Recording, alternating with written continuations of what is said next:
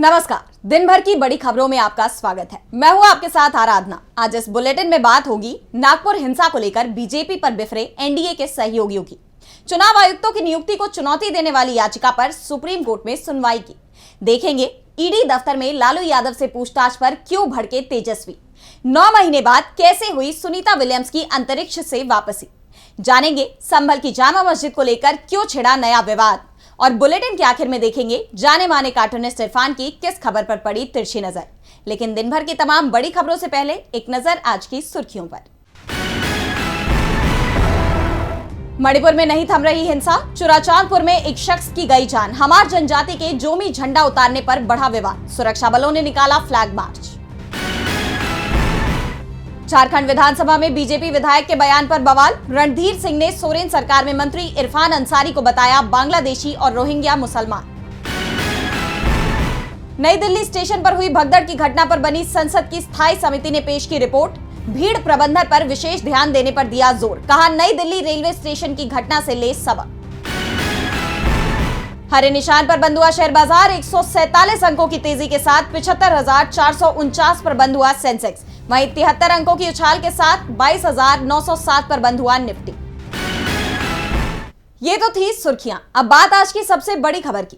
नागपुर में हुई सांप्रदायिक हिंसा को लेकर बीजेपी बुरी तरह से घिरती दिखाई दे रही है। विपक्षी दल तो पहले से ही राज्य की बिगड़ती कानून व्यवस्था को लेकर फडणवीस सरकार पर हमलावर है, तो अब बीजेपी के सहयोगी दलों ने भी इसे लेकर सवाल खड़े कर दिए हैं। तो कैसे मुश्किल में घिरते दिखाई दे रहे हैं सीएम फडणवीस, देखिए इस रिपोर्ट में। नागपुर में मचे बवाल पर बीजेपी अलग थलग पड़ गई है। सहयोगियों ने भी उसका साथ छोड़ दिया है। ना तो संघ बीजेपी के साथ दिख रहा है और ना ही एनसीपी और जेडीयू जैसे सहयोगी दल। संघ के प्रचार प्रमुख सुनील आम्बेकर ने कहा कि मुगल बादशाह औरंगजेब का मुद्दा आज प्रासंगिक नहीं है। तो दूसरी तरफ महाराष्ट्र बीजेपी औरंगजेब को लेकर सियासी रोटियां सेक रही है। औरंगजेब पर बीजेपी की रणनीति को लेकर शिवसेना यूवीटी चीफ उद्धव ठाकरे ने भी कहा कि बीजेपी अगर औरंगजेब की कब्र को हटाना चाहती है तो इसके लिए चंद्रबाबू नायडू और नीतीश को भी बुला ले। साफ है उद्धव ने जेडीयू और टीडीपी से इस मुद्दे पर अपना रुख साफ करने को कहा है। इस बीच शिवसेना के मुखपत्र सामना में इसे लेकर बीजेपी पर तीखा हमला किया गया। बीजेपी के पेट में नया शिवाजी पल रहा है, यानी बीजेपी छत्रपति शिवाजी की छवि का राजनीतिक फायदा उठाने की कोशिश कर रही है। लेकिन बीजेपी की इस कोशिश को लेकर एनडीए के अंदर ही नाराजगी दिखाई दे रही है। एनसीपी विधायक अमोल मिटकारी ने अपनी सरकार को घेर लिया। उन्होंने कहा नागपुर मामले में सरकार पूरी तरह से फेल रही, मीडिया को चुप करा दिया गया और किसानों की चिंताओं और मराठा आरक्षण जैसे महत्वपूर्ण मुद्दों से ध्यान हटा दिया गया। औरंगजेब बीजेपी विधायक टी राजा सिंह जो कब्र हटाने की बात कर रहे हैं, अगर हिम्मत है तो वो खुद अपने बेटे के साथ फावड़ा लेकर औरंगजेब की कब्र तोड़ने जाएं। लेकिन ऐसा नहीं होगा, क्योंकि इन नेताओं के बच्चे विदेश में पढ़ते हैं और ऐशो आराम की जिंदगी जीते हैं। ये केवल हिंदुओं को उकसाने की राजनीति है। दूसरी तरफ जेडीयू ने भी इस विवाद में बीजेपी सरकार पर सवाल उठाए हैं। जेडीयू के नेता केसी त्यागी ने कहा कि हम औरंगजेब के कार्यकाल को अच्छा नहीं मानते, लेकिन किसी की कब्र के साथ छेड़छाड़ करना हमारी परंपरा नहीं रही है। साफ है नागपुर मामले में बीजेपी अकेले पड़ गई है। साफ है बीजेपी इस मामले में अकेली पड़ गई है। सहयोगी दलों ने भी इस पर सवाल खड़े कर दिए हैं। तो सवाल सुप्रीम कोर्ट में भी उठे चुनाव आयुक्तों की नियुक्ति पर। ईसी और सीईसी की नियुक्ति प्रक्रिया को लेकर आज सुप्रीम कोर्ट में सुनवाई होनी थी, लेकिन याचिका की बारी आने से पहले ही वरिष्ठ वकील प्रशांत भूषण ने यह मुद्दा उठा दिया और कोर्ट से कहा कि यह बेहद जरूरी मामला है।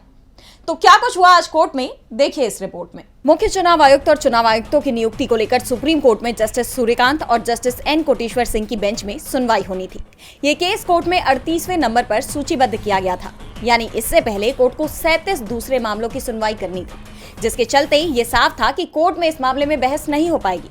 इसे लेकर याचिकाकर्ता NGO association for democratic reforms की तरफ से पेश वरिष्ठ वकील प्रशांत भूषण ने कोर्ट में दलील दी कि ये लोकतंत्र की जड़ से जुड़ा है।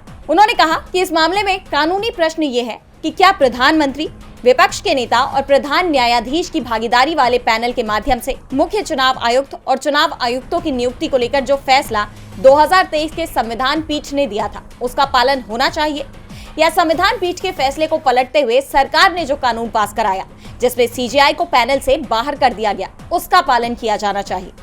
प्रशांत भूषण ने यह भी कहा कि मामला बेहद जरूरी है, इसलिए जल्दी सुनवाई हो और इसके लिए कम से कम 2-3 घंटे की दलीलें दी जा सके। प्रशांत भूषण की दलील सुनने के बाद जस्टिस सूर्यकांत ने कहा कि अदालत इन सभी दलीलों को समझती है, लेकिन हर दिन कई जरूरी मामले सूचीबद्ध होते हैं। पीठ ने कहा कि हम इसे 16 अप्रैल के लिए रखते हैं ताकि मामले की अंतिम सुनवाई हो सके। इस मामले में एडीआर ने अपनी याचिका में कहा है कि नए कानून के तहत मुख्य चुनाव आयुक्त और अन्य चुनाव आयुक्तों की नियुक्ति लोकतंत्र का मजाक है, क्योंकि इससे होने वाली नियुक्ति को निष्पक्ष नहीं माना जा सकता। आपको बता दें कि बीती 17 फरवरी को ही ज्ञानेश कुमार को देश का अगला मुख्य चुनाव आयुक्त नियुक्त किया गया है। नए कानून के तहत नियुक्त होने वाले ज्ञानेश कुमार पहले मुख्य चुनाव आयुक्त हैं। ज्ञानेश कुमार का कार्यकाल 26 जनवरी 2029 तक रहेगा। चुनाव आयुक्तों की नियुक्ति प्रक्रिया से लेकर चुनाव आयोग की निष्पक्षता पर विपक्ष लगातार सवाल उठा रहा है। सरकार पर संवैधानिक संस्थानों के दुरुपयोग के आरोप लग रहे हैं। इस बीच पटना के ईडी दफ्तर में आरजेडी सुप्रीमो लालू यादव से लैंड फॉर जॉब मामले में पूछताछ हुई, जिसके विरोध में आरजेडी समर्थकों ने ईडी और एनडीए सरकार के खिलाफ नारेबाजी की। तेजस्वी यादव ने तो साफ चेतावनी दे दी कि जितना तंग करोगे हम उतने मजबूत होंगे। तो क्या है पूरी खबर, देखिए इस रिपोर्ट में। लैंड फॉर जॉब मामले में आरजेडी सुप्रीमो और बिहार के पूर्व सीएम लालू प्रसाद यादव से पटना के ईडी दफ्तर में पूछताछ हुई। यह मामला 2004 से 2009 के दौरान लालू के रेल मंत्री रहते हुए रेलवे भर्ती में कथित गड़बड़ियों से जुड़ा हुआ है। सुबह 10 बजे ही लालू यादव अपनी बेटी मीसा भारती के साथ ईडी कार्यालय पहुंचे। इस दौरान कार्यालय के बाहर आरजेडी समर्थकों की भारी भीड़ जमा हो गई, जिन्होंने ईडी और सरकार के खिलाफ नारेबाजी की। समर्थकों का कहना था कि यह कार्रवाई राजनीति से प्रेरित है। बता दें कि ईडी का यह मामला सीबीआई द्वारा दर्ज एक एफआईआर से जुड़ा हुआ है, जिसमें आरोप है कि लालू के रेल मंत्री रहते हुए नौकरियों के बदले जमीनें ली गई थीं। जांच एजेंसी का दावा है कि नौकरियों के बदले कई जमीनें लालू परिवार और उनके करीबियों के नाम ट्रांसफर की गई। इससे पहले 2024 में ईडी ने इस मामले में लालू यादव, राबड़ी देवी, तेज प्रताप, तेजस्वी यादव और अन्य के खिलाफ चार्जशीट दाखिल की थी। वहीं इस पूछताछ को लेकर आरजेडी नेता तेजस्वी यादव का भी बयान सामने आया है। उन्होंने कहा कि बेशक ये मामला राजनीति से प्रेरित है। अगर मैं राजनीति में नहीं होता तो मुझे इसमें नहीं घसीटा जाता। मैंने दिल्ली विधानसभा चुनाव के बाद भविष्यवाणी की थी कि अब एजेंसियां बिहार की ओर अपना रुख करेंगी। बता दें कि इससे एक दिन पहले यानी 18 मार्च को लालू यादव की पत्नी और पूर्व सीएम राबड़ी देवी और पूर्व मंत्री तेज प्रताप यादव से ईडी ने करीब 4 घंटे तक पूछताछ की थी। लालू यादव से ईडी की पूछताछ राजनीतिक हलकों में चर्चा का विषय बनी हुई है। तो चर्चाओं में सुनीता विलियम्स भी हैं। भारतीय मूल के अमेरिकी एस्ट्रोनॉट सुनीता विलियम्स की धरती पर वापसी किसी फिल्मी रोमांच से कम नहीं रही। 9 महीने 14 दिन बाद इनकी वापसी हुई, लेकिन यह सफर इतना आसान नहीं था। उनकी सुरक्षित वापसी को लेकर देश दुनिया में उत्साह की लहर दिखाई दे रही है। तो कैसी रही सुनीता विलियम्स की वापसी, जानने के लिए देखिए ये रिपोर्ट। 9 महीने अंतरिक्ष में बिताने के बाद नासा एस्ट्रोनॉट सुनीता विलियम्स और उनके साथी बुच विल्मोर की पृथ्वी पर सुरक्षित वापसी हो गई है। इसे एक बड़ी उपलब्धि के तौर पर देखा जा रहा है। इनके साथ क्रू 9 के 2 और एस्ट्रोनॉट अमेरिका के निक हेग और रूस के अलेक्जेंडर गोर्बुनोव भी हैं। उनका ड्रैगन स्पेसक्राफ्ट भारतीय समयानुसार 19 मार्च की सुबह 3:27 पर फ्लोरिडा के तट पर लैंड हुआ। और जैसा कि नासा ने पहले ही बताया था कि ड्रैगन कैप्सूल के अलग होने से लेकर समुद्र में लैंडिंग तक उनकी वापसी में करीब 17 घंटे लगेंगे, बिल्कुल वैसा ही हुआ। हालांकि इस दौरान एक ऐसा भी वक्त आया जब मिशन नियंत्रकों का अंतरिक्ष यात्रियों को वापस ला रहे क्रू ड्रैगन कैप्सूल से संपर्क टूट गया। 7 मिनट के ब्लैकआउट के बाद स्पेसक्राफ्ट से संपर्क दोबारा बहाल हुआ, लेकिन ये वक्त किसी भी स्पेसक्राफ्ट के पृथ्वी के वायुमंडल में प्रवेश के लिए बहुत निर्णायक होता है। इस दौरान तापमान सामान्य से बहुत ज्यादा होने के कारण स्पेसक्राफ्ट के क्रैश होने की संभावना बढ़ जाती है। 2003 में जब कल्पना चावला अंतरिक्ष से लौट रही थी, तब भी कुछ ऐसा ही हुआ था और उनका यान क्रैश हो गया था। और ये ब्लैकआउट हर अंतरिक्ष यान के साथ होना तय है, क्योंकि जैसे ही अंतरिक्ष यान पृथ्वी के घने वायुमंडल में प्रवेश करता है, उस पर भारी दबाव और घर्षण पैदा होता है, जिससे विमान का बाहरी हिस्सा करीब 1926 डिग्री सेल्सियस तक गर्म हो जाता है। गर्मी के कारण कैप्सूल के बाहर प्लाज्मा बन जाता है, जिससे 10 मिनट तक संचार बाधित हो सकता है। इसके लिए इस मिशन में तैनात सभी यात्री पहले से ही तैयार थे। इस चुनौती को पार करते हुए स्पेसक्राफ्ट ने सफलतापूर्वक समुद्र में लैंडिंग की और जैसे ही ड्रैगन कैप्सूल लैंड हुआ, रिकवरी टीम यान को बाहर निकालने पहुंची। उस दौरान डॉल्फिन्स का झुंड कैप्सूल के चारों ओर तैरता नजर आया। इस मंजर ने सबका दिल जीत लिया, मानो वो भी इनके स्वागत में पहुंचे हों। रिकवरी वेसल ने कैप्सूल को पानी से बाहर निकाला और उसके साइड हैच को पहली बार सितंबर के बाद खोला गया। इसके बाद यात्रियों को बाहर निकालकर उन्हें तुरंत ह्यूस्टन भेजा गया, जहां वे 45 दिनों की देखभाल और पुनर्वास की प्रक्रिया से गुजरेंगे। आपको बता दें कि सुनीता विलियम्स और बुच विल्मोर बोइंग और नासा के 8 दिन के joint crew flight test mission पर गए थे, लेकिन यान में तकनीकी खराबी के कारण उनकी वापसी अटक गई थी और अब 286 दिन अंतरिक्ष में बिताने के बाद उन्होंने धरती की ताजा हवा में एक बार फिर सांस ली है। सुनीता विलियम्स की इस ऐतिहासिक वापसी से दुनिया भर में खुशी की लहर दौड़ गई है। लेकिन बात करें किसानों की, तो मोदी सरकार के हाथों उन्हें एक बार फिर निराशा हाथ लगी। किसान और केंद्र के बीच 7वीं बार बातचीत हुई। कृषि मंत्री शिवराज सिंह चौहान के सामने किसानों ने अपने मुद्दे फिर पेश किए, लेकिन उनकी चिंता अब तक दूर नहीं हुई। तो क्या कुछ हुआ इस बैठक में, जानने के लिए देखिए ये रिपोर्ट। चंडीगढ़ में एक बार फिर किसानों का जत्था इकट्ठा हुआ। यहां किसानों की मोदी सरकार से 7वें दौर की बातचीत हुई। इस बैठक में केंद्र की तरफ से केंद्रीय कृषि मंत्री शिवराज सिंह चौहान, प्रहलाद जोशी और पीयूष गोयल के अलावा पंजाब सरकार की तरफ से कृषि मंत्री गुरमीत सिंह खड्डिया और वित्त मंत्री हरपाल सिंह चीमा मौजूद रहे। वहीं किसानों की तरफ से संयुक्त किसान मोर्चा गैर राजनीतिक के नेता जगजीत सिंह डल्लेवाल और किसान मजदूर मोर्चा यानी केएमएम के संयोजक सरवन सिंह पंधेर की अगुवाई में 28 किसान नेता शामिल हुए। बैठक के लिए डल्लेवाल एम्बुलेंस से चंडीगढ़ पहुंचे। बैठक से पहले मोहाली से चंडीगढ़ आ रहे किसानों को चंडीगढ़ पुलिस ने बॉर्डर पर ही रोक दिया। उन्होंने लगभग 35 से 40 वाहनों को आगे जाने की इजाजत नहीं दी। करीब आधे घंटे बाद किसानों को जाने दिया गया। इस बीच किसान नेता सरवन सिंह पंधेर ने कहा कि अचानक पंजाब सरकार ने शंभू और खनौरी बॉर्डर पर पुलिस फोर्स बढ़ा दी। ये बात पंजाब सरकार ही बता सकती है कि ये हमारी सुरक्षा के लिए है या कुछ और इनपुट है। वहीं किसानों की मांगों पर जोर देते हुए किसान नेता सरवन सिंह पंधेर ने कहा कि सरकार के आंकड़े बता रहे हैं कि 15 करोड़ किसान परिवार हैं, यानी देश का 60% हिस्सा अपनी मांग कर रहा है। बैठक में फसलों के लिए न्यूनतम समर्थन मूल्य यानी एमएसपी की कानूनी गारंटी समेत अलग अलग मांगों पर चर्चा की गई। किसानों को उम्मीद थी कि इस बार मोदी सरकार उनकी मांगों को तवज्जो देगी, लेकिन 4 घंटे चली इस बैठक के बाद भी तस्वीर नहीं बदली। दोनों पक्ष किसी सहमति पर नहीं पहुंच पाए। हालांकि शिवराज सिंह चौहान ने कहा कि दोनों तरफ से हुई बातचीत सकारात्मक और उद्देश्यपूर्ण रही। इस बैठक के फेल हो जाने के बाद किसानों की केंद्र सरकार से एक और मीटिंग होगी, जिसके लिए 4 मई की तारीख तय की गई है। बैठक के बाद किसानों ने प्रेस कॉन्फ्रेंस में इसकी जानकारी दी। ऐसे में अब देखना होगा कि ये बैठकों का दौर कब तक जारी रहेगा। सवाल ये भी उठ रहे हैं कि क्या हकीकत में सरकार इस मुद्दे का हल निकालना चाहती भी है। किसानों की केंद्र के साथ एक के बाद एक कई बैठकें हुई, लेकिन नतीजा एक भी नहीं। अब अगली बैठक को लेकर किसान क्या रुख अपनाते हैं, ये तो फिलहाल तय नहीं है, लेकिन सुप्रीम कोर्ट का रुख जरूर सख्त नजर आ रहा है। कोर्ट ने मोदी सरकार को साफ कह दिया कि हमें स्पष्ट जवाब चाहिए, वो भी 5 हफ्तों में। अरुणाचल प्रदेश के मुख्यमंत्री पर लगे आरोपों के मामले पर सुनवाई करते हुए कोर्ट ने केंद्र सरकार को यह आदेश दिया है। तो आखिर क्या है पूरा मामला और क्यों सख्त हुआ सुप्रीम कोर्ट, जानने के लिए देखिए ये रिपोर्ट। सुप्रीम कोर्ट ने अरुणाचल प्रदेश के मुख्यमंत्री प्रेमा खांडू के खिलाफ दायर याचिका पर गृह मंत्रालय और वित्त मंत्रालय को जवाब दाखिल करने का निर्देश दिया है। याचिका में आरोप लगाया गया है कि मुख्यमंत्री ने अपने रिश्तेदारों की कंपनियों को सरकारी ठेके दिए और इस मामले में एसआईटी जांच की मांग की गई है।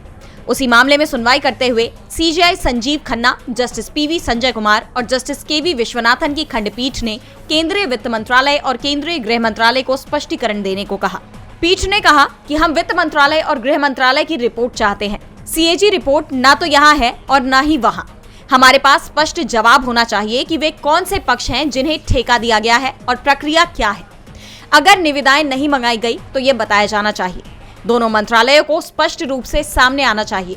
हमें ये भी देखना होगा कि इसके पीछे कौन लोग हैं। कोर्ट ने सख्त लहजे में कहा कि इस मुद्दे पर गंभीर विचार किया जाना जरूरी है। इसके साथ ही कोर्ट ने अरुणाचल प्रदेश सरकार को हलफनामा दाखिल करने का आदेश दिया, जिसमें सभी ठेकों की जानकारी देनी होगी। केंद्र सरकार को भी 5 हफ्तों में जवाब दाखिल करने का निर्देश दिया गया। वहीं सीएजी से 20 मार्च को जारी निर्देशों के आधार पर अंतिम रिपोर्ट प्रस्तुत करने को कहा गया है। मामले की अगली सुनवाई अब 21 जुलाई के सप्ताह में होगी। ऐसे में देखना होगा कि अगली सुनवाई से पहले रिपोर्ट पेश होती है या नहीं, या फिर अपने सीएम को बचाने के लिए बीजेपी कोई नई तिकड़म लगाएगी। केंद्र सरकार एक बार फिर सुप्रीम कोर्ट के निशाने पर आ गई है। कोर्ट ने सख्ती से जवाब मांग लिया। इस बीच संभल की जामा मस्जिद को लेकर नया विवाद खड़ा होने की आशंका नजर आ रही है। खबर आ रही है कि मस्जिद की रंगाई पुताई को लेकर जो विवाद चल रहा था, उसमें अब हिंदू समुदाय की मांग के आगे प्रशासन झुक गया है। तो आखिर क्या है पूरा मामला, जानने के लिए देखिए ये रिपोर्ट। संभल की जामा मस्जिद की रंगाई पुताई को लेकर अब नया विवाद खड़ा हो सकता है, क्योंकि इसमें मुस्लिम समुदाय की मांग को दरकिनार कर दिया गया है। क्योंकि रंगाई पुताई के बाद जो तस्वीरें सामने आई है, उसमें देखा जा सकता है कि कारीगरों ने सुनहरे रंग के ऊपर सफेद रंग की पुताई कर दी। दरअसल ईद को लेकर हाईकोर्ट के आदेश पर संभल की जामा मस्जिद के रंग रोगन का काम कराया जा रहा है। इसके लिए एएसआई ने दिल्ली के 15 मजदूरों को रंगाई पुताई के काम पर लगाया है। पुताई के दौरान देखा गया कि कारीगरों ने मस्जिद के गुंबद पर बनी सुनहरे रंग की पट्टियों पर सफेद रंग चढ़ा दिया, जिसकी तस्वीरें भी सोशल मीडिया पर वायरल हो गई। इसके बाद से माहौल के बिगड़ने की चर्चा ने जोर पकड़ लिया है। बता दें कि 15 मार्च को जामा मस्जिद के रंग रोगन को लेकर कलर का विवाद शुरू हुआ था। नाथ संप्रदाय के एक महंत ने मस्जिद को भगवा रंग से रंगने की मांग की, जबकि मस्जिद कमेटी की वकील ने कहा कि रंगाई पुताई के लिए पहले की तरह हरा, सफेद और गोल्डन रंग का ही इस्तेमाल होगा। इस पर बाल योगी दीनानाथ ने दावा किया कि ये सरकारी बिल्डिंग है, किसी व्यक्ति विशेष या मुस्लिम समाज की बिल्डिंग नहीं। हमारी सरकार, कोर्ट और जिला प्रशासन से मांग है कि अगर रंगाई पुताई का काम मुस्लिमों के हिसाब से हो रहा है तो हिंदुओं के हिसाब से भी होना चाहिए। सरकार से मांग है कि मस्जिद को सिर्फ सफेद रंग का रखा जाए। ये ना तो मुसलमानों का रंग होगा और ना ही हिंदुओं का। इसके बाद मस्जिद की जो तस्वीरें सामने आई उसमें साफ दिख रहा है कि हिंदू समुदाय की मांग को तवज्जो दी गई है, जिसके बाद से जानकार दावा कर रहे हैं कि अब संभल में नया विवाद खड़ा हो सकता है। हालांकि शाही जामा मस्जिद के एडवोकेट सदर जफर अली ने कहा कि हम और एएसआई मिलकर इस काम को अंजाम दे रहे हैं। एएसआई ने कहा कि हमारी सारी बिल्डिंग सफेद होती है तो उसमें सफेद रंग ही किया गया है, हमने उसमें कोई विरोध नहीं किया। और अब बुलेटिन के आखिर में देखेंगे जाने माने कार्टूनिस्ट इरफान की किस खबर पर पड़ी तिरछी नजर।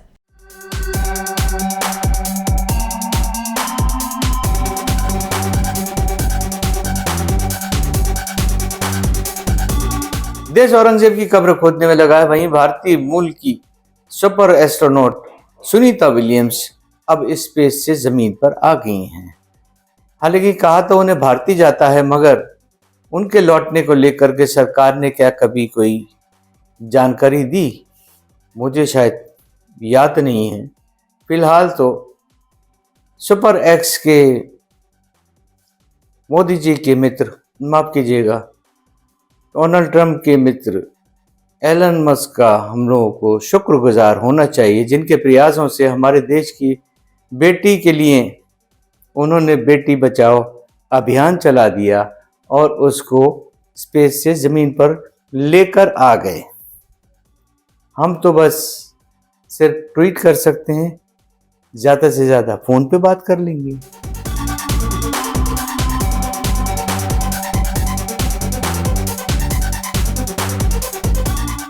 बहुत बहुत शुक्रिया इरफान जी। तो आज इस बुलेटिन में इतना ही। आप देखते रहिए डीबी लाइव। नमस्कार।